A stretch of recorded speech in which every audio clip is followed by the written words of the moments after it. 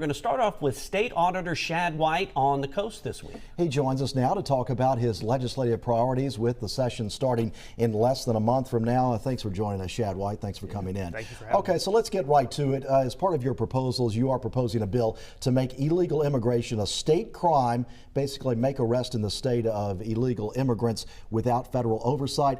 What is the state auditor, why is the state auditor interested in that issue? Yeah, I'll tell you, we did an analysis last year and found that state taxpayer funds actually go to a variety of different programs that benefit illegal immigrants. So healthcare programs, education programs, of course, criminal justice costs are driven up when an illegal immigrant in Mississippi commits a crime. We found that the state spends about $100 million each year on illegal immigration here in Mississippi. And so that money really needs to be going to teachers' salaries, cops' salaries, tax cuts, roads and bridges, the stuff that makes our lives better. So how do we crack down on illegal immigration? Well, we need to be helping ICE and helping our federal partners do their job and enforcing illegal immigration laws here in the state of Mississippi. That's the first important step. One of those, you see a lot of truck drivers these days. That's just one industry and a lot of others. But with that, you feel like there can be a better cooperation in state. Do you know, obviously you accept the help from ICE and other officials, but is it a thing where, hey, let's crack down on this so maybe we don't need as much federal, or is that kind of how it plays out, or working hand in hand? What I think you're seeing right now is ICE is doing a great job, but they're clearly out there recruiting new agents every single day. So there's a manpower issue for a very important federal agency. So how do we boost that manpower? Well, we've got tons of local and state law enforcement out there. Let's give them the tools that they need to help ICE. We also simultaneously proposed putting a fee on remittances. So those are cash payments going from Mississippi to a foreign country. And if you put a fee on those remittances, similar to what Oklahoma has done, you could put that into a fund, an illegal immigration enforcement fund, and then use that money to train your local and state law enforcement so they can be effective in this fight. So when you're talking about going after illegal immigrants, are we talking at a federal level, especially? We've heard a lot of talking about points about those who have already been involved in some other kind of illegal activity. Is that what you're focused on? Or are you talking about someone who is in the workforce, whether it's food production, agriculture, or something else, construction? Would you go after someone like that who is actively in the workforce and contributing to society? Well, look, I think every single person who is here in the country needs to be here legally. And for folks who are not here in the country legally, you've effectively jumped in line in front of a lot of other immigrants who want to come to Mississippi and come to the United States and are going through the proper legal process. I think to answer your question, Hugh, we would follow ICE's lead on who they want to pursue, who's a high value target. And look, in the state of Mississippi, North Mississippi, we've seen an illegal immigrant arrested for allegedly raping a child. Golden Triangle, an illegal immigrant arrested for firing shots into a crowd. Brookhaven, an illegal immigrant arrested for keying a car. You're seeing these kinds of folks in the state. We've got to get those folks off the street and out of the state.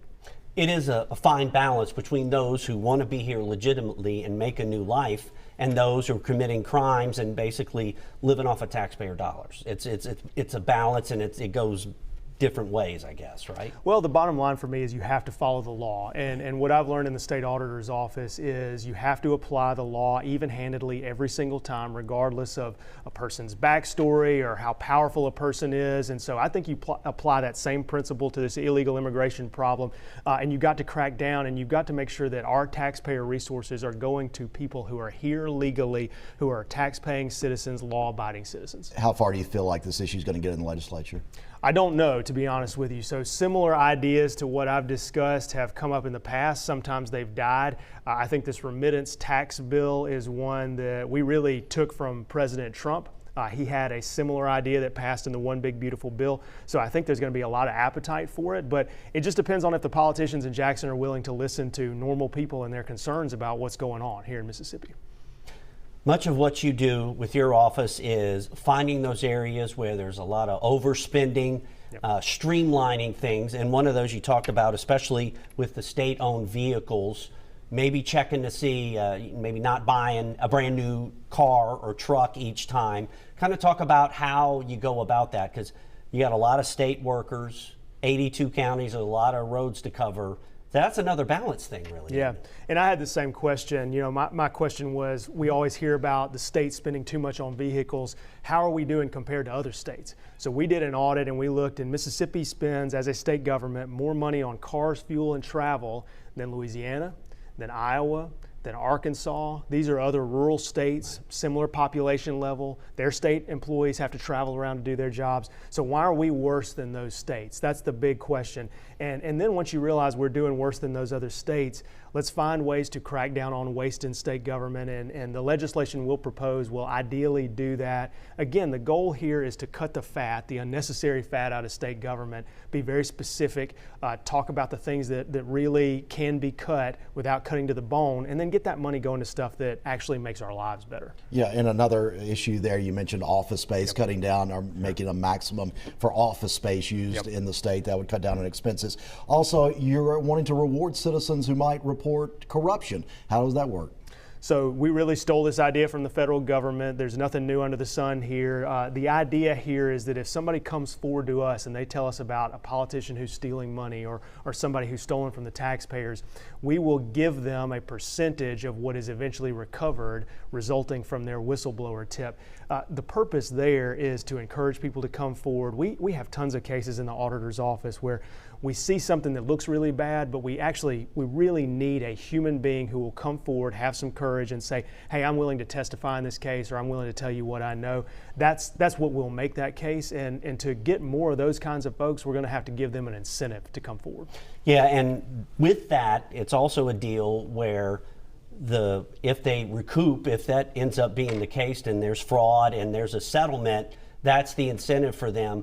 Does that kind of weed out those that maybe, whistleblowers who might not have anything to stand on, what I'm saying? Fraud, basically. We do get tons of tips that are not fraud, they're just somebody being mad, and we have to weed through those every single day, but you're not going to get rewarded for that, right? Like if you come forward, you have to bring real information, and we have to make an actual recovery in order for somebody to get paid under this idea that we're proposing. Okay, we'll be watching all of that. Another story we followed this week at Gulfport High School, a student group is trying to create a chapter of the student group of Turning Point USA, affiliated with Charlie Kirk. You weighed in on that. The school board decided not to make a decision on that earlier this week. Your thoughts on limiting students having a group like that on campus? Look, I think that student, Riley, has constitutional rights, and her right to free speech and free assembly do not stop at the schoolhouse door. What disturbed me about the entire situation is when she courageously stood up and spoke at the school board, you had adults who were coming in and saying, no, her ideology is an attack on my way of life. And look, words are not an attack. She is trying to start this club very clearly to begin debate on campus, have a robust conversation about ideas, and we need to support young students who want to do that kind of thing, especially in high school. All right, State Auditor Shad White, thank you so much for coming by. State elections coming up. Less than 2 years from now. That's Your right. name's always brought up. Any thoughts on what you might be pursuing in the next statewide elections? Well, I'll tell you this. I've made no secret that I'm seriously thinking about running for governor, and it really has to do with everything we're talking about. I see a ton of our politicians in Jackson who really only seem to operate in a way that benefits powerful people. They're afraid to take on some of this waste because maybe some of their friends are benefiting from it, and we have to put a stop to that. Somebody's got to put a stop to it. All right. Thanks for stopping by. Thank you. Look forward to seeing you again. Thanks, guys. Always a